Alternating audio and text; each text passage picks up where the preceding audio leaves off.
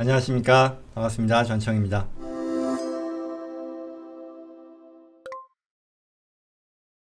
다음 질문으로요. 한국어 유언장으로 사후 집행이 가능하냐라는 그런 질문인데요. 한국에 거주하는 한국 국적자입니다. 예전에 영주권자였으나 현재는 영주권을 반납했습니다. 그리고 가르디나에 집 한 채를 보유하고 계시네요. 그래서 상속에 대비한 유언장을 작성하려고 하는데 자식이 3분인데 1명에게 상속하려고 한다. 그랬을 때 한글 친필로 유언장 형식에 맞춰 명확하게 집에 대한 내용을 작성해서 상속자 해당 자식에게 유언장을 제공하려고 한다. 이 경우에 문제없이 사후 유언장 집행이 가능한지요? 괄호하고 미국법으로 소송을 하니 뭐니 그러는데 시간이 걸려도 유언장 집행이 될 수 있다면 좋습니다. 이 말씀이 뭔지는 잘 모르겠어요. 필요하다면 영문으로 작성할 수도 있습니다. 이분의 질문은요, 3가지 정도 관점에서 얘기를 할 수 있을 텐데요. 첫째, 유언장의 효과라는 면에서 볼 수 있겠죠. 우선 첫 번째로요. 유언장의 효과라는 면에서 보면은요, 적법한 형식에 갖춰 정확하게 집에 대한 내용을 작성해서 유언장을 제공한다고 하시니 제가 이 자리에서 뭐 캘리포니아의 유언장의 형식이라던가 이런 것들을 말씀을 드리지는 않을게요. 근데 기본적으로 좋은 아이디어는 아니니까요. 아무튼 근데 이런 것들을 다 맞게 한다라는 말씀이잖아요. 그러면 캘리포니아 주정부가요, 이걸 받아들이냐? 답은 예스예요. 그런데 가르디나잖아요. 그럼 내가 디드를 이제 옮겨야 되잖아요. 자녀로 옮기게 되겠죠. 어떤 분이 가지고 계시던 자산이 돌아가고 나서 상속을 하면 상속된 그 자산을 자녀 명의로 바꿔야 될 텐데, 그러기 위해서는 프로베이트라는 걸 거쳐야 된다는 거죠. 이 프로베이트라는 거 제가 이제 리빙 트러스트 영상에서 말씀을 드렸던 겁니다만, 이게 돌아가신 분의 유언장의 적절성, 적합성, 완벽성 뭐 이런 것들을 확인하는 과정, 유언 검증 절차라고 보면 되는데요.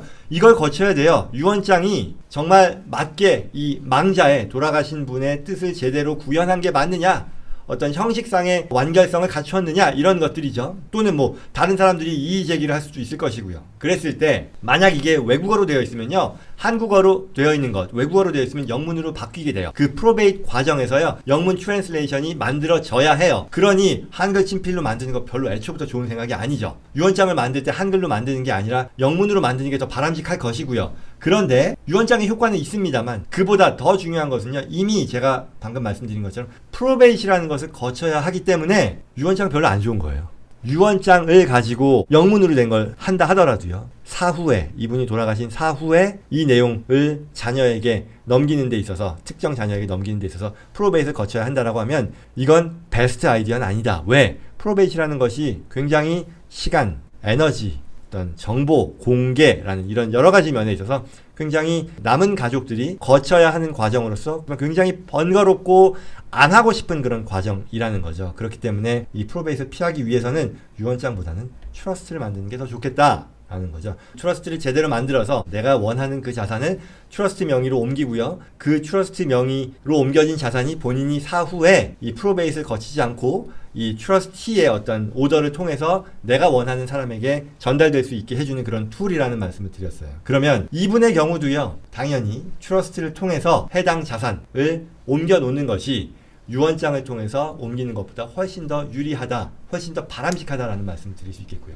다만 여기서 이런 질문을 하시는 분이 계실 수도 있겠어요. 이게 이제는 이분이 영주권자가 아니라 완전 외국인이니까 이 트러스트 자체가 미국 트러스트가 아니라 포린 트러스트로서 간주돼서 이런저런 조건에 적용을 받는 게 아니냐, 이 질문을 하시는 분은 이미 수준이 높은 분인데요. 오늘 그 얘기를 하진 않을 것이고요. 그럼에도 외국 트러스트라 해도 실질적인 부담이 없게 하거나 아니면 이 자체를 도메스틱 트러스트로 만드는 그런 방법들이 있다까지만 말씀드릴게요. 그래서 어찌됐건 이분이 첫 번째, 두 번째 그 체크 포인트에 있어서는 한글로 된 유언장 아니고요, 영문으로 된 유언장도 아니고요, 트러스트를 만드는 것이 더 좋겠다라는 것이고요. 마지막 3번째는요, 과세면에서 놓고 보면요, 이분은요 미국인이 아니잖아요. 왜냐하면 영주권자로서 이미 포기했으니까요. 외국인으로서 미국의 유형 자산을 그대로 가지고 있는 거거든요. 지금은 본인 명의로 가지고 있는 거고, 트러스트로 만든다 하더라도요, 이 자산을 이게 리빙 트러스트라고 하면, 또는 뭐 리보커블 트러스트라고 하면 이게 본인이, 외국인이 직접 갖고 있는 거기 때문에 사후에 미국에서요 상속세가 나와요. 이거 번거롭죠. 이걸 피하고 싶죠.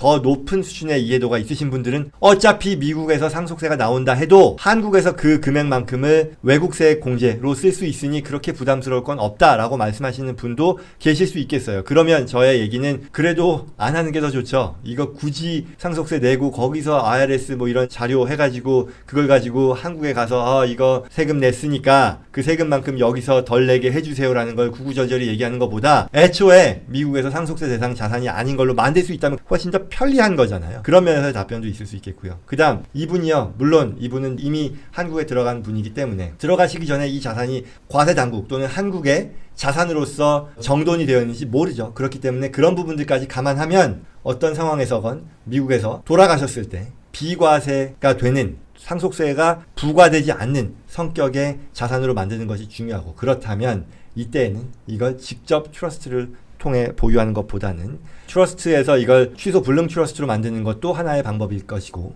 그런데 거기서 이제 취소 불능 트러스트로 넣는 데 있어서도 내가 유형 자산의 컨트리뷰션으로 간주될 경우엔 증여세가 나올 수 있으니 그보다는 미국 법인을 설립해서요. 그 법인을 통한 소유의 형태로 옮기고 필요하다면 해외 법인까지도 확장을 해서요. 법인의 지분을 가진 것으로 해서 그 지분을 트러스트로 옮기는 방식으로 함으로써 증여세, 상속세를 피할 수 있는 그런 솔루션이 나온다. 미국에 있어서요. 이 자체로서는 그냥 부동산을 트러스트로 넘기면 이분이 나중에 돌아가시고 나서 미국의 상속세가 나오니 그걸 피할 수 있는 방안으로서 법인화의 과정을 거치는 게 필요하다라는 말씀을 드린 거죠.